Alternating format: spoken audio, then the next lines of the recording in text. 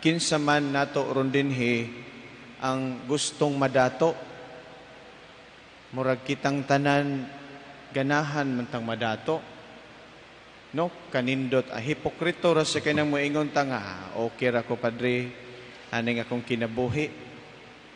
Ganahan tang maarang-arang nga tong kinabuhi, ganahan tang mahawas tas kalisod, ganahan tang mahayahay, ganahan tang makarelax, ganahan tang makabaton og daghang kwarta.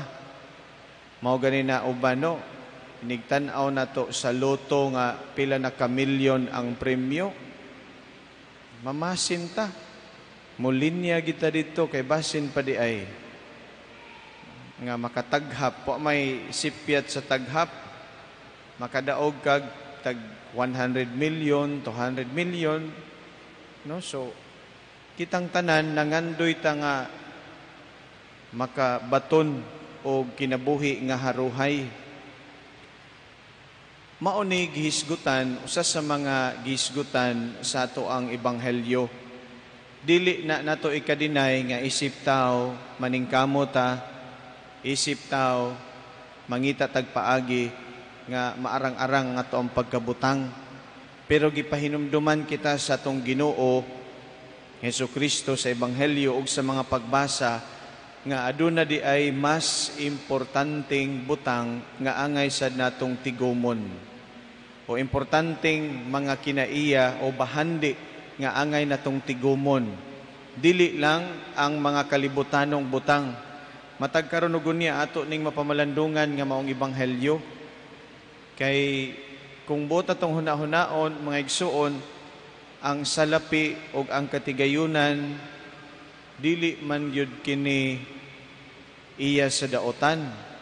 Ang maghatag nato ug maghatod nato sa kaalautan is kung giunsa man nato, unsa may atong kinaiya sa paggamit sa mga katigayunan nga gipaambit o gipausman kanato sa Ginoo.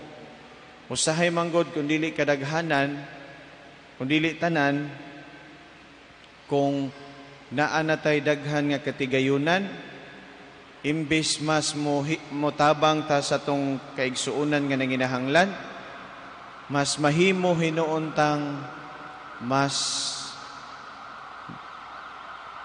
maghuna-huna lang sa ato ang kaugalingon. Kanabitang makaingon ta nga mas maayo pa man tong sakto-sakto rato ang iyahang katigayunan kay mo share pa man. Karon nga nadato na kanang gamay na malang kay lungag ang bulsa sa iyahang pitaka.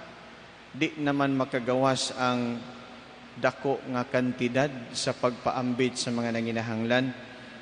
Sa itong ebanghelyo karon, ang usa ka tawo nga napiskan sa grasya, nabulahan siya tungod kay daghan ang mga katigayunan nga gipaambit kaniya sa Dios, no? Mao nga ang iyang ginahuna, magbuhat siya bag-ong kamalig, maglingaw-lingaw, mag-inom, maglipay na lang sa iyahang mga katigayunan nga na-acquire. Wala man siguro sayop to enjoy, atong i-enjoy ang mga katigayunan nga atong gihaguan, pero kung pananglitan, mahimo na sa tang insensitive sa mga panginahanglan sa uban, diha na siguro ta mahimong accountable sa mata sa Ginoo. Kaya bitang daghan na kaayo ang para nato, nya we keep on thinking para lang sa tong kaugalingon. Malimot ta nga doon na di ay unta tay matabangan sa mga butang nga gipaambit sa Ginoo. Diya siguro ta mahimong accountable.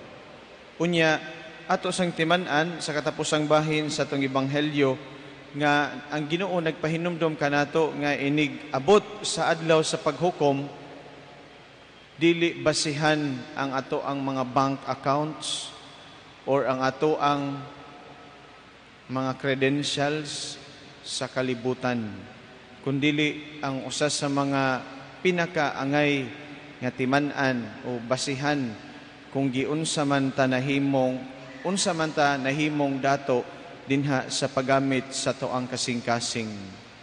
Sa ako nang gingon sa mga miaging mga pagpaambit nako no nga kini bitawng katigayunan nga gipaambit nato sa Ginoo. Moingon ra man tang gipaambit kay di magid ni ato ang tanan.